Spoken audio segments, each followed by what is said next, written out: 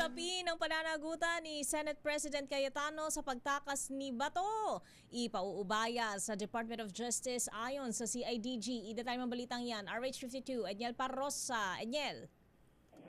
Ipinaubaya ng Philippine National Police sa Department of Justice, Lakay at Mistea, kung may pananagutan din ba si Senate President Alan Peter Cayetano sa pagtakas si Senator Ronald De La Rosa mula sa protective custody ang mataas na kapulungan ng Kongreso.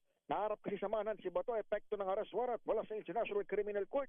Ayon kay PNP CIDG Director, Police Major General Robert Alexander Morit II, bahala nang mag-evaluate ang DOJ sa mga ebidensyang kanilang nakalap at patuloy na iniimbestigahan ng pulisya.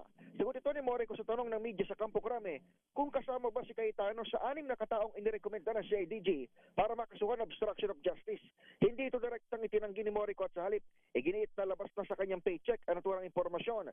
Magunit ang inamin ni De La Rosa na si Cayetano ang humimok sa kanyang magpakita sa Senado matapos ang 6 na buwang pag-absent upang makakuha sila ng sapat na boto at nakuha ang mayorya sa Senado. Sa ngayon, ang sigurado lamang at napangalanan ng swak sa nilulutong referral ng CIDG ay si Senator Robin Hood Padilla na siyang nagatid kay Bato patakas sa Senate Protective Custody. Paglalarawan ni General Morico, indispensable ang partisipasyon dito ni Padilla at hindi may sasakotaparan kung na siya. Ako si Edniel Parrosa, nag-uulat para sa DZRH. Una sa Pilipinas, una sa Pilipino.